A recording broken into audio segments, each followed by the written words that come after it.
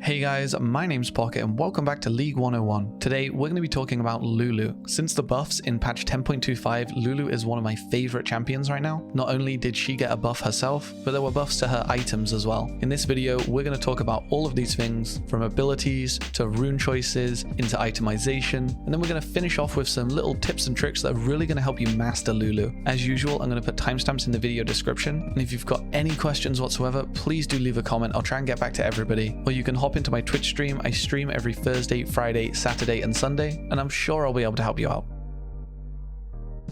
So we're going to start off by talking about what Lulu's abilities are, and first up is her passive. Lulu's passive is Pix. Pix is a fairy who fires a barrage of free bolts towards Lulu's target when she uses a basic attack. However, when we talk about Lulu's E, you're going to see that you can actually send Pix to other people, and this has a few connotations for both her passive, her auto attacks, and for her Q as well. We're going to talk about them as we come up to them, but the important thing to note here is that these bolts from Pix can be blocked, unlike a normal auto attack. So where Pix is and where you've placed your E does matter, because the direction with which these bolts are fired at your target can decide what they're actually going to hit. So to start off, we're actually going to talk about Lulu's E. This is because Lulu's E has a pretty important connection to your passive, and it's going to help you understand Lulu's Q a bit better as well. So Lulu's E is Help Pix. Lulu sends Pix to a target unit. This can be an enemy champion, an allied champion, but even an enemy minion, a monster, or an allied minion as well. For anything that you can damage, such as enemy champions or monsters, Pix will deal magic damage and reveal them for 4 seconds. This means that you get sight of them and they can't hide by running into a bush that you don't have vision in or other things. For the entirety of this reveal, which is 4 seconds long, Pix will actually be on the enemy, so those bolts from your passive and your Q are both going to come from them, and this is important to note. On an ally cast, Lulu sends Pix to the target ally for 6 seconds. And if that ally is a champion, it will shield them for 2.5 seconds. It's important to note that once that shield runs out, Pix will stay on that ally for the remainder of the 6 seconds. And once again, this is important for your Q and your passive. Lulu's Q is Glitter Lance. Both Lulu and Pix fire a magic bolt towards the target point, dealing magic damage to any enemy that it hits, and slowing them by 80%, which decays over 2 seconds. Now, if the enemy is hit by both bolts, the second bolt will only deal 25% damage, but it will refresh the slow. So if the second bolt happens to hit them later due to where Pix was located, then that slow will start again. We're going to talk more about the kind of combos and tricks that you can do with your E and your Q at the same time a little later on, but for now, just take note of the fact that you should always be thinking about where Pix is and how targeting your Q will affect where the Pix bolt will also fire from. This is something that eventually will become second nature, but can take quite a bit of concentration early on. Obviously, because it will do 25% extra damage if you hit that second bolt, it is important to try and maximize the number of 2 bolt Qs that you hit. Lulu's W is Whimsy. When cast, Lulu will launch a spell to a target champion. Much like your E, this can affect both allies and enemies, but it will only affect champions. If the target is an enemy champion, you will polymorph them into a harmless critter. The polymorph target is disarmed and their base movement speed is reduced by 60%. If the target is an ally, Lulu casts erratic magic upon them. This will buff their attack speed and their movement speed. Now, for ability order, we're usually going to max E. That's simply because the amount that it shields and damages enemies scales very well with level. Just the base shielding goes from 80 to 240 at level 5. And then secondly, we're going to max W. This is once again because W scales extremely well with level. The polymorph duration goes from 1.25 seconds to 2.25 seconds. The bonus attack speed that you grant goes from 20% to 35%, and the duration of the allied buff goes from 3 seconds to 4 seconds. Now, I pretty much never deviate from this path. I max E, then I max W, then I max Q. As for the starting levels, we'll always start E. It's just a huge amount of damage if used aggressively, so you can get some great early trades, but it's also extremely important if the enemy engages upon you because it's quite a good defensive mechanism as well. And then we'll usually go into Q. This just helps you stack with the changes to the support item that allow you to stack extremely quickly. It's great to just get as many hits on the enemy as you can, but if you're very scared if they have hard engage, or if you're getting your level 2 during a fight, it might be wise to go W. You're really just going to have to think about the situation here and which one you think is best right now, but it will usually be Q. Now for Lulu's ult. Lulu's Lulu's ult is Wild Growth. Lulu enlarges the target ally champion, which can include herself, for 7 seconds. They are granted 300, 450, or 600 bonus health, which actually scales with your AP. Their size is increased by 40%, and they gain an aura around them that slows all nearby enemies for the entire duration. Also, when activated, as the ally champion is increased in size, all enemies around them will be knocked up for 0.75 seconds. This can be extremely important. Although you're using it to buff an ally champion, that knock-up can be used to disrupt key enemy channels, which will inherently protect key ally champions as well. There are too many combinations to really go over them all, but just try and think about the fact that that knock-up will come through, and it's quite a long one at 0.75 seconds for a knock-up. So don't just think about buffing an ally, think about whether or not that knock-up can help too, and try and get that buff at the exact right time. Also, I want to note that when you grant your ally champion that bonus health, it is technically a heal, because when they come back down to the normal size and the effects wear off, they will keep that health that they've healed up to a maximum of their normal max health. That means that if you use this on a very low ally champion and then they don't take any damage, they will have been healed by whatever bonus health that you granted them up to a maximum of their max health, of course. The most important reason to think about this is if you're trying to choose who to ult and the enemy has such things as grievous wounds or ignite, it might be best to ult the person that doesn't have grievous wounds on them, because that will affect the amount of healing that they're given by this ult, making it less useful. So now that we know what Lulu does, I want to take a little bit of time to talk about drafting. By drafting, I'm talking about choosing when to play Lulu based on what your enemy team has picked, what your allied teammates have picked, and what they might be hovering as well. Now, drafting on Lulu is actually pretty easy because Lulu is a very safe support. She has pretty much no hard counters. The champions that have good win rates against Lulu don't have huge win rates against Lulu, and they're usually champions that just simply outscale. So with regards to the enemy team, there's really not much to think about. The biggest threats are scaling enchanters like Sona or Nami. These champions have a lot of early game poke and sustain, which is kind of what you have as well, but they scale a little bit better in team fights because of their ability to affect multiple allied champions. So the biggest thing about drafting on Lulu is really looking at your ADC. Lulu is a bit of a pocket champion. She likes to buff just one guy, give them a huge amount of power, be it health, shielding, size, attack speed, movement speed, or just damage.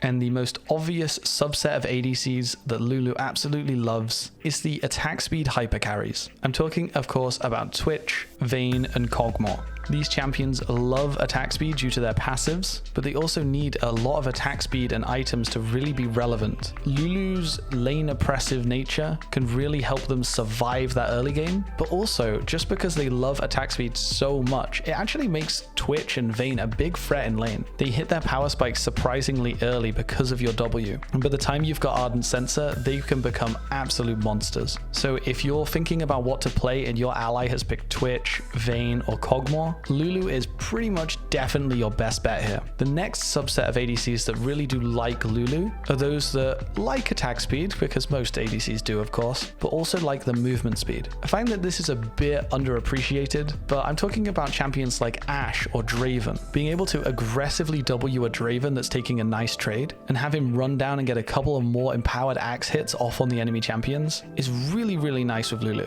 Likewise with Ashe, because she slows anybody that she attacks, and she loves to kite, and she also likes attack speed because she's giving herself attack speed with her Q. Your W can be really fantastic with her. And then finally, the champions that you probably don't want to play Lulu with, in my opinion, are APCs. Almost every allied ADC will like Lulu to at least some extent. But with APCs like Veigar, yes, they like shielding, that's nice. And yes, they like the fact that you can poke, that's also nice. But you can't really help them until you get some items. They don't like your attack speed that much, and they can't really get much out of your movement speed either. So if you want to play an enchanter alongside an APC, I definitely suggest looking towards one of the more traditional healers instead of Lulu. Things like Nami or Soraka.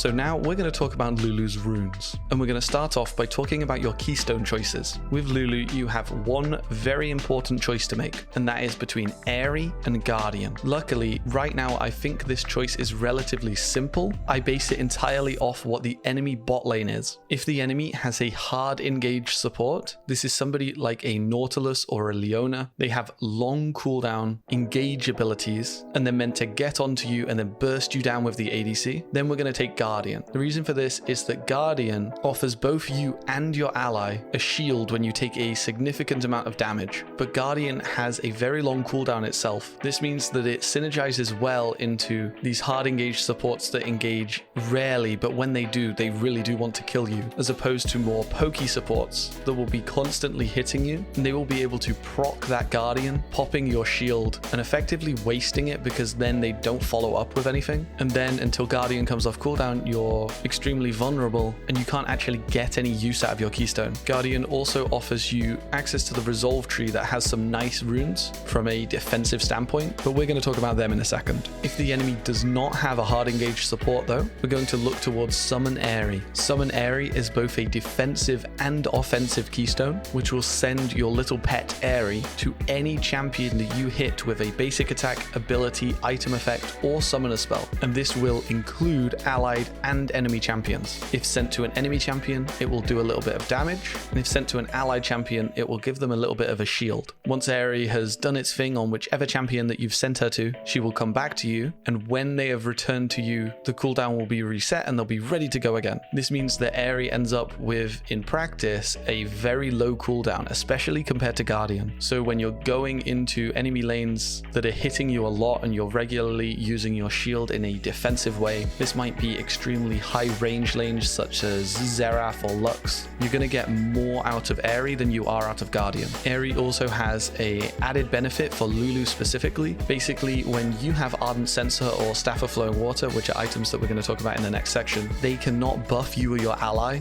until you have healed or shielded them. This means that when you use your W to buff your ally's attack speed, it will not proc Ardent Censer. However, with Airy, if your Airy is off cooldown, when you use your W on your ally, they will get the Airy shield, which will then proc the Ardent Censer and or the Staff of Flowing Water proc, buffing both you and your ally effectively for free. This is a relatively small benefit, but it's something to bear in mind, and it is nice to know. So to start off, we're going to talk about Airy. I find that Airy is the most ubiquitous rune page. If you're struggling to think about whether or not you should play this rune page or that rune page, I would suggest to just go with Airy, only taking Guardian when you know it's that long cooldown, hard engage support style of play that they're going to be coming at you with. And of course, when we go with Airy, we're going to have access to the sorcery tree. Inside the sorcery tree on line 1, we're going to take Mana Flow Band. This is a very simple choice. Mana Flow Band offers you maximum mana, and once it's fully stacked to 250 maximum mana, it offers you increased mana regen. This is really awesome. Lulu has a lot of abilities and a lot of different ways that you can use those abilities on enemies or allies, so keeping your mana pool healthy is extremely important. You also have very easy poke, and because Mana Flow Band stacks when you hit enemies, it means that you're going to stack it very easily, and that's great. On line 2, we're going to take Transcendence. Again, this is a very simple choice for me on Lulu right now. It offers you consistent ability haste spikes at level 5 and 8, and a really nice passive for team fights at level 11. Firstly, the ability haste is just extremely welcome. Like we said in the Mana Flow Band section, you're a bit of an ability spammer. You can use your abilities in so many different ways, so having them on a lower cooldown is of course going to be really awesome. And then secondly, with its passive, which as I said only activates at level 11, you will reduce the remaining cooldowns of your basic abilities by 20% every time you get a kill or an assist. This means that in team fights, you're going to have your W, E, and Q up more often, and especially for your W, which is arguably your best ability in the late game, on that massive 12-second cooldown, Transcendence is quite noticeable. It means that you can use it to buff your fed ADC or get that extra polymorph off on the enemy threat, and that's why I just really love Transcendence right now. And then on line 3, we're going to take Scorch. Scorch allows your next damaging ability that hits an enemy champion to deal 15 to 30 35 bonus magic damage on a cooldown of only 10 seconds. This means that Scorch is very much a lane-focused rune. It does a little bit of damage, but it has that low cooldown, so it does it regularly. So when you're in lane and you're regularly hitting the enemy with your Q or your E, you're going to get that little bit of extra damage, that little bit of extra poke, and it really does help. There are occasions where I think about taking Gathering Storm, specifically if we have a very hard lane to poke down with an early game ADC that's a big threat. For example, this could be a Draven and a Xerath. They're going to be relatively hard to poke regularly because of their high threat and easy trade potential. And if I'm, say, Lulu and Kai'Sa, we're going to want to stay back and chill out in that lane. We know we outscale them, so it's not worth it to risk too much into them. Of course, there are a million combinations of what your ADC could be or what their ADC could be, so it's going to have to be up to you to make this choice. But in the situations where you really think that you are going to have a really tough lane and you're not going to be able to poke them very easily, you can take Gathering Storm. This is because Gathering Storm scales much better into the late game than Scorch does, because it offers you an AP boost at every 10-minute interval. This means that before 10 minutes, it's literally useless. It doesn't do a thing. After 10 minutes, it's offering you probably just a little bit less than Scorch would be. And then after 20 minutes, it's much, much better than Scorch. Lulu, however, does not have the best AP scalings as an enchanter support compared to, say, Sona or Soraka. So this really is a niche pick for me. So there's our primary rune page when we take Aerie. Our secondaries with Aerie will always be in the Resolve tree. This is for one very simple reason, and that is Revitalize. Revitalize grants you plus 5% heal and shield power, and this affects both your outgoing healing, outgoing shielding, incoming healing, and incoming shielding. Also, it is increased to a 10% buff if the target is below 40% HP. This makes it synergize extremely well with Moonstone Renewer, which automatically targets the most damaged allied teammate, therefore meaning that you're more likely to get this increased 10% healing and shielding on that ally. And of course, it just works really well with your kit. Shielding is a massive part of your kit, both from Aerie and your E. You've got healing on Moonstone Renewer, and I'm going to talk about this in more depth in the next section. And you've also got healing on your ult as well. And next, we have 3 choices. The first 2 main choices come on line 2, and this is between Bone Plating and Conditioning. Bone Plating is a great rune into burst damage. After you take damage from an enemy champion, the next 3 spells or attacks in the 1.5 seconds following the first instance of damage will be reduced by 30 to 60 based on level. It's important to note that Bone Plating only works on spells and attacks from the same champion that procced Bone Plating, but this is great into burst damage. However, often when the enemy has burst damage, I will have suggested that you go Guardian, and if they are someone like, say, a Xerath, who's just going to be able to hit you extremely regularly with a long-range Q and has no follow-up to that damage, and therefore just completely wastes your Bone Plating, you can look towards Conditioning. Conditioning is great because it makes you much more tanky. It offers you 9 bonus armor and 9 bonus magic resist, and it increases your total armor and magic resist by 5%. However, Conditioning does not activate until 12 minutes into the game. This makes it a better scaling rune if you think Bone Plating will be useless in lane, and I also find that it is fantastic if you're going into a full AD or a full AP team comp, because you will buy some defensive items in those instances, and this is going to up their effectiveness by 5% in terms of base resists. You'll find that if you go into a full AD team comp and you buy, say, plated steel caps and Conditioning, you become surprisingly tanky for just 200 gold and 1 rune. However, if you don't feel like you are going to need to be tanky, if they don't have the kind of assassins or full AD team comp that you think is going to be a problem for you, and you also don't think that Bone Plating is going to be very useful in lane, then I would suggest that you take Font of Life. Font of Life activates when you slow or immobilize an enemy champion. This means that if you use your Q on an enemy, your W on an enemy, or if you knock up or slow an enemy with your ult, they will be marked with Font of Life. Then all allied champions, not including yourself, who basic attack this enemy will get a small heal over the next 1.75 seconds. So of course, this is a great rune simply because you have a lot of slows and immobilizations in your kit, but the reason that I really love Font of Life right now is because after the addition of Staff of Flowing Water, you now have 2 main items that only proc when you heal or shield an ally, and because everybody that you slow will be marked, and all allies that attack that marked person will be healed by you, they will all gain Staff of Flowing Water or Ardent Sensor buffs, meaning that you can actually apply these buffs to your entire team because you have so much AoE slow potential with your Q and your ult. So if you're looking at your team and you have a lot of people that are going to benefit from Ardent Censer and or Staff of Flowing Water, Font of Life can be a fantastic option. We're going to talk a bit more about exactly what these items do in the next section, but do keep it in mind. And then finally, in the rune shards for Aerie, we're going to take double adaptive force and a defensive choice to suit, which of course on bot lane will usually be armor. So there we have it. This is the rune page on Aerie, and the real choices that you're going to have to think about making tend to revolve around how well you scale and whether you want lane dominance or whether you want to be a bit more powerful in the mid and late game. Now we're going to talk about Guardian. Of course, with the Guardian keystone, we have access to the resolve tree, and frankly, it's exactly the same as when we were talking about Aerie's secondaries. We're going to start off on line 1 with Font of Life for the exact same reasons, so I'm not going to go over it again. We're then going to choose between bone plating and conditioning for the exact same reasons, so once again I'm not going to go over it, and we'll finish off with Revitalize. Very simple stuff. And then secondaries that we can think about on the Guardian rune page come from the inspiration tree. We'll start off on line 2 where we'll take Biscuit Delivery. This rune offers you a biscuit at 2 minutes, 4 minutes and 6 minutes, and consuming the biscuit will restore 10% of your missing health and 10% of your missing mana over 5 seconds, and it will also instantly grant you 50 mana and permanently increase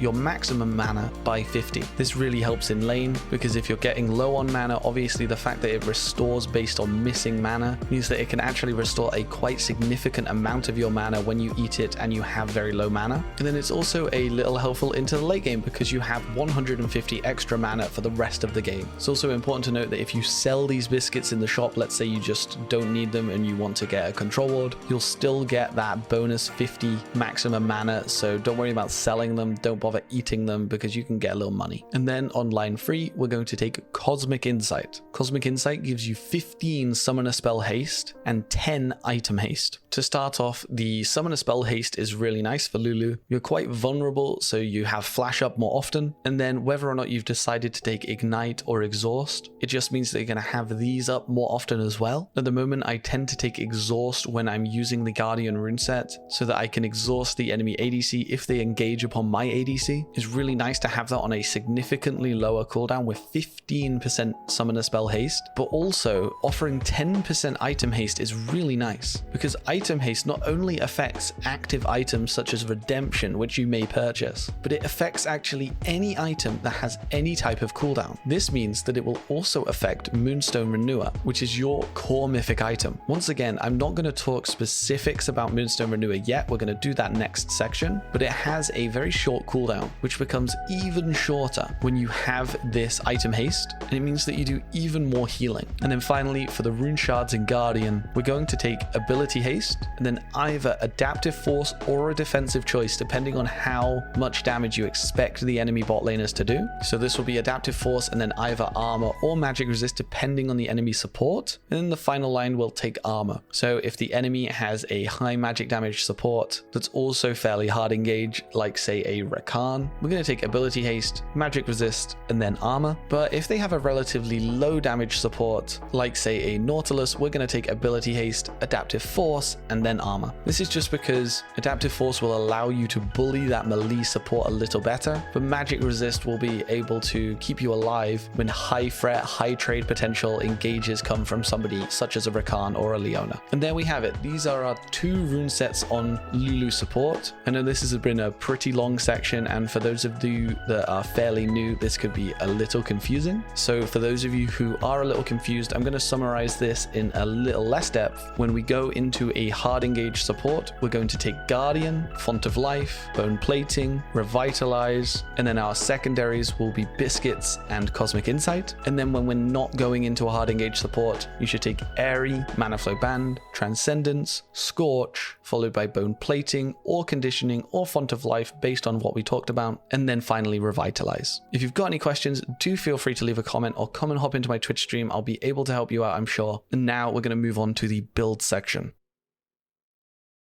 Since the changes in Preseason 11 that made the aggressive AP support item, Spellthieves Edge, stack just so much more quickly, you should be taking this in every single game. Not only do you have good poke with your Q, E, and autos anyway, but actually your Pix fired auto attacks will stack this as well. So when you hit the enemy with a normal auto attack, if the Pix bolts also hit them, you will get 2 stacks of the support item and 40 gold. And that's all just for 1 auto attack. Next, let's talk about mythic items. Now, when the items first came out, I thought that Imperial Mandate was very viable on Lulu, but since the buffs and changes to Moonstone Renewer, you should be taking Moonstone in every single game. Moonstone Renewer offers you 40 ability power, 20 ability haste, 200 health, and 100% base mana regen. And its mythic passive offers you 5 ability haste per legendary item owned.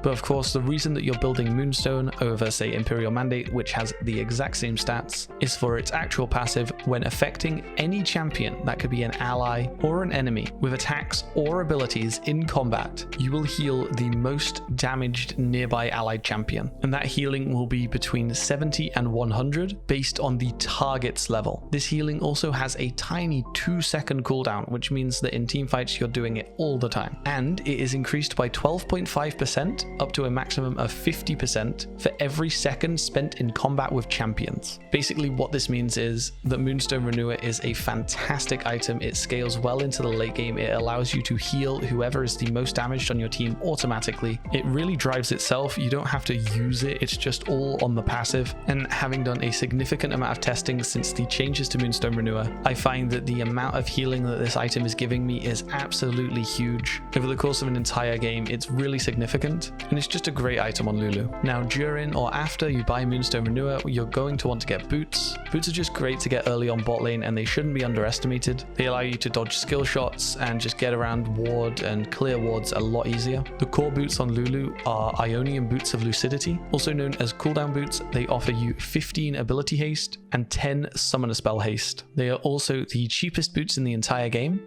at just 900 gold, which makes them great for a support because obviously you're going to have a lower gold income than a typical lane champion who gets to CS and take kills. That being said, as usual, you should always be considering defensive boots. If the enemy is a full AD team, then you really do need to consider taking plated steel caps. They give you a significant amount of armor and also a passive that reduces the amount of damage that basic attacks do. They can really help you survive, especially if you've got conditioning. As we talked about earlier, if the enemy is full AD, take conditioning and then just buy plated steel caps, you become surprisingly tanky actually, and all you have to do is buy boots that are 200 gold more than cooldown boots. Of course, you lose out on the summoner and ability haste, but to make yourself so much less squishy, it's really worth it. And of course, if they've got a full AP comp or even just a huge amount of CC, then you might want to look towards Merc Treads. They offer you magic resist and also a passive that reduces the length of CC. And these are our 3 core items on Lulu. The next item we're going to talk about is so common that I was really considering calling it a core item. I build it in almost every single game as my second item, but I'm going to call it situational because there are some games where you're not going to want to build this. And that item is, of course, Ardent Censer. Ardent Censer is a great item. It costs 2,300 gold. It offers you AP,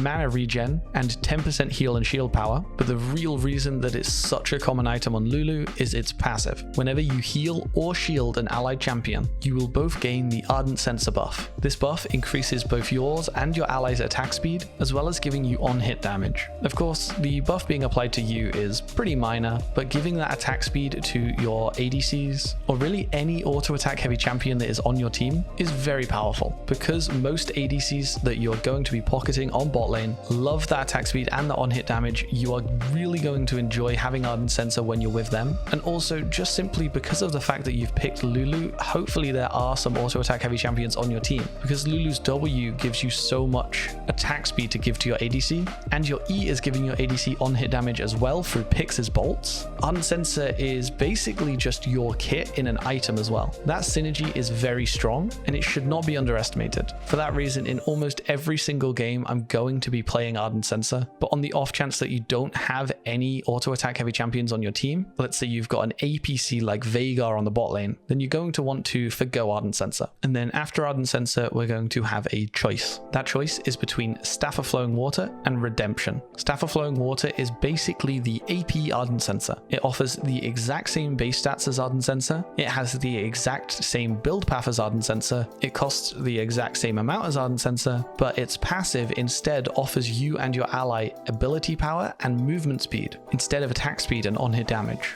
This is a great item to build in place of Ardent Sensor if you didn't want to build it earlier, but it's also a great item to build after Ardent Sensor. Not only do you like having the AP, but you will probably have somebody on your team that likes the AP, and also that movement speed can be great in team fights. Redemption, however, is a great choice for when you're team fighting a lot, but you don't really have any AP heavy champions on your team. Redemption offers you 15 ability haste, 20% heal and shield power, 200 health, and 100% base mana regen. Obviously, as Lulu, you like all of these stats, but what really makes Redemption awesome is its active ability. When used, Redemption summons a large circular zone on the floor at a maximum range of 5,500 units. The zone charges, and then once it's charged, all allies in the zone will be healed and all enemies in the zone will be dealt true damage. This is very powerful in team fights. Obviously, the more enemies and the more allies that you can affect with this ability, the more useful and the more worthwhile it is. So really be thinking about whether or not you're doing a lot of team fights and you're contesting a lot of objectives, and if you are, you're definitely going to want to consider Redemption. Now, if you've decided to build Ardent Sensor, Staff of Flowing Water, and Redemption, you're going to be full up on items now. However, considering most games you'll want to forgo at least one of these things, we're going to talk about the final choice, and that's between Mikael's Blessing, formerly Mikael's Crucible, and the Vigilant Ward Stone. Mikael's Blessing offers you 15 ability haste, 20% heal and shield power, 50 magic resist, and 100% base mana regen. These are really nice defensive stats.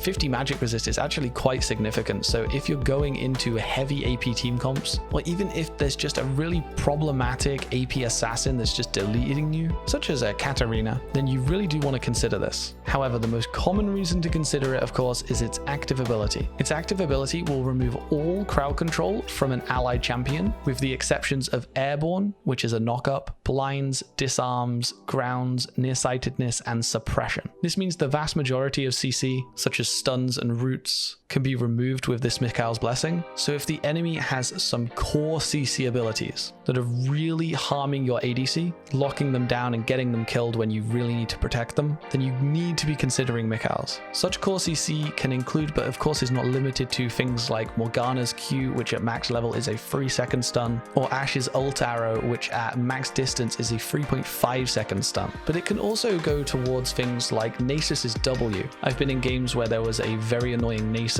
We had a fed Twitch, but the Nasus was just Wing him coming up and then killing him in 1Q. By removing that slow from the Twitch, he was able to continue to kite and then delete the Nasus, and we won the game. So you really need to be thinking about, is there something that I can remove from my ADC, allow them to do their job, and that will get us the win. If there isn't, then you're definitely going to want to go into the Vigilant Wardstone. Usually, I do not consider the Vigilant Wardstone a good option if you're below Diamond, because frankly, vision control is not utilized that well by either you or your teammates if you're in gold, plat, or especially down in silver or iron. However, for Lulu specifically, I really like it. Not only is that vision control great, the Vigilant Wardstone allows you to hold 3 control wards in one slot, and also place an extra control ward and an extra stealth ward for a maximum of 4 stealth wards and 2 control wards placed at any one time. But also it offers you movement speed and ability haste. In fact, it offers you the most ability haste of any single item in the game at 40. This is really significant. The movement speed really allows you to ward a lot better, as well as kite and escape and dodge skill shots and such. And the ability haste is extremely welcome, especially as we've talked about the fact that you have relatively high cooldowns on your W and your E. It can make you an absolute monster.